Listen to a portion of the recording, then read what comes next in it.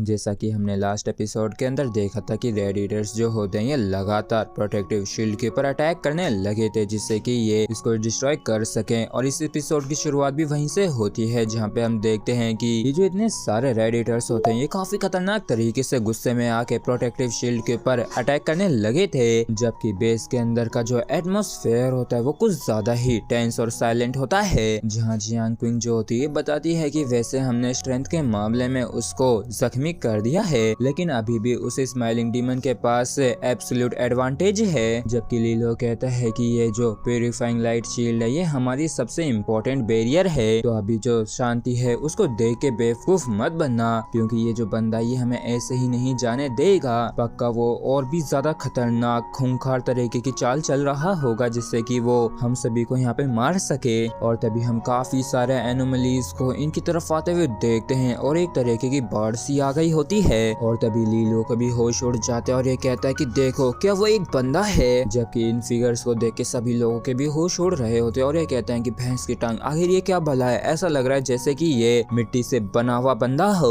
और तभी हम देखते हैं कि सबसे खतरनाक वाला जो एनोमली होता है वो वॉमिट करने लगता है, जिसके बाद ये अपने आप को ही पिंच करके ब्लड टाइप चीजें नीचे गिराता है, जिनमें से ये क्रिएचर्स बाहर निकल के आ रहे होते हैं जो कि बिल्कुल इंसानों जैसे थे। और फिर क्या था, जैसे इनकी तादाद अच्छी खासी हो जाती है तो स्माइली डीमन इन सभी को अटैक करने के लिए आगे भेज देता है, जबकि होंगलियन इस चीज को देख के हैरान होती है और कहती है कि क्या ये किसी तरीके का सेमिनिक डांस है। और लीलो भी हैरान होते हुए कहते हैं कि समझ में नहीं आ रहा कि क्या कर रहे हैं, लेकिन देख के ऐसा दिखता है कि जैसे कि ये लोग किसी तरीके के स्पेल को कास्ट कर रहे हैं। और तभी हम देखते हैं कि अचानक से ये रुक जाते हैं और स्माइल करने लगते हैं और ये सभी की सभी यहाँ पे अपनी बत्ती सी दिखा रहे होते हैं, जबकि अंदर सभी लोग काफी पैनिक कर रहे होते हैं और कह रहे होते हैं कि आखिर ये लोग क्या कर रहे हैं, लगता है कि ये हम पे अटैक करने वाले हैं। जबकि इस तरफ हम देखते हैं कि ये जो मडी फिगर्स से होते हैं ये अपने और को रिलीज कर रहे होते हैं। लीलो भी परेशान होते हुए सोचता है कि ये लोग अब किसी भी तरीके के मूवमेंट नहीं कर रहे हैं, क्या इनका जो स्पेल कास्टिंग था वो फेल हो गया है। और तभी हम बेस के अंदर एक बंदे को देखते हैं जिसके अंदर से काफी ज्यादा डार्क और ऐसा निकलने लगता है और इस स्ट्रॉन्ग स्मेल की वजह से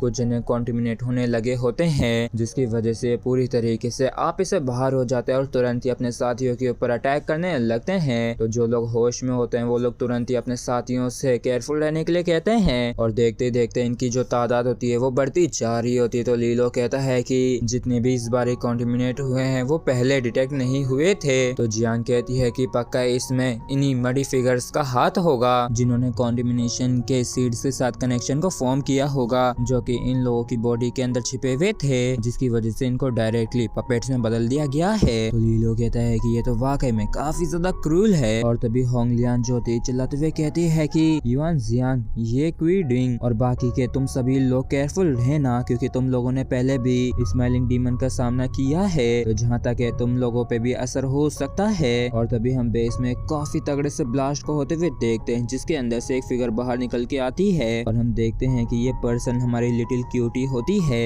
जो कि यहाँ पे फाइट कर रही होती है। और हम देखते हैं कि वाकई में 3 जने कॉन्टिमिनेट होकर इस पे अटैक करने लगे थे और ये लोग वाकई में कुछ ज्यादा ही स्ट्रॉन्ग लग रहे होते हैं। और ये क्यूटी कहती है कि कैप्टन इनकी जो स्ट्रेंथ है वो कॉन्टिमिनेट होने के बाद काफी ज्यादा बढ़ चुकी है। तो जियांग जो होती है कहती है कि शांत रहो, इनका गोल जो है वो पक्का सेंट्रल टावर को डिस्ट्रॉय करने का होगा, जिससे कि ये प्यूरिफिकेशन बैरियर को हिला के रख सकें। और चलो जल्दी से सेंट्रल टावर के आसपास एक डिफेंसिव लाइन को फॉर्म कर लो जिससे कि कोई भी कॉन्टिमिनेट हुआ हुआ बंदा उसके पास ना जा सके। और सभी लोग जल्दी से एक दूसरे के साथ मिलकर काम करो जिससे कि कॉन्टिमिनेट स्टूडेंट्स को काबू में किया जा सके। और इस कमांड को सुनते ही होंगलियन और लीलो ये दोनों भी मैदान में उतर जाते हैं। और मैदान में उतरते ही लीलो जो होता है ये इन स्टूडेंट्स के ऊपर अटैक करके इनको उड़ाने लगा था, मगर तभी अचानक से कोई पावरफुल कॉन्टिमिनेट स्टूडेंट इसके ऊपर अटैक कर देता है, जिसके अटैक को ब्लॉक करने में लीलो को वाकई में काफी ज्यादा दिक्कत होती है और ये भी सोचता है कि आखिर ये कौन है जो कि इतना ज्यादा स्ट्रॉन्ग है। और लीलो देखता है कि ये क्वीडिंग है और लीलो यहाँ पे कुछ भी कर पाता उससे पहले ही ये क्वीडिंग जो होता है इसके ऊपर लगातार अटैक करने लगता है, जबकि लीलो सोचता है कि जो लोग कॉन्टिमिनेट हो जाते हैं उनका दिमाग काम नहीं करता है, इसलिए उन लोगों को तो रैंडमली अटैक करना चाहिए, लेकिन ये जो बंदा है ये तो सिर्फ मेरे ही पीछे पड़ा हुआ है, तो मैंने सोचा ना था कि इसके अंदर मेरे प्रति इतनी ज्यादा गर्ज है। और देखो इस कुत्ते को ये कॉन्टिमिनेट होने के बाद भी मुझसे इतना ज्यादा जलता है। और वाकई में में लीलो को इसके ऊपर काफी ज्यादा गुस्सा आ रहा होता है, लेकिन हम देखते हैं कि ये जो बंदा होता है लीलो के ऊपर भारी पड़ रहा होता है और लीलो सोच रहा होता है कि इसके अटैक्स तो वाकई में कुछ ज्यादा ही स्ट्रॉन्ग है। और तो और यहाँ तक कि 2 स्टार अकेडमी में भी ये पहले सबसे ताकतवर स्टूडेंट्स में से एक था और देखो अब तो ये कॉन्टिमिनेट भी हो चुका है, तो इस तरीके से मेरा तो खेल खत्म हो जाएगा।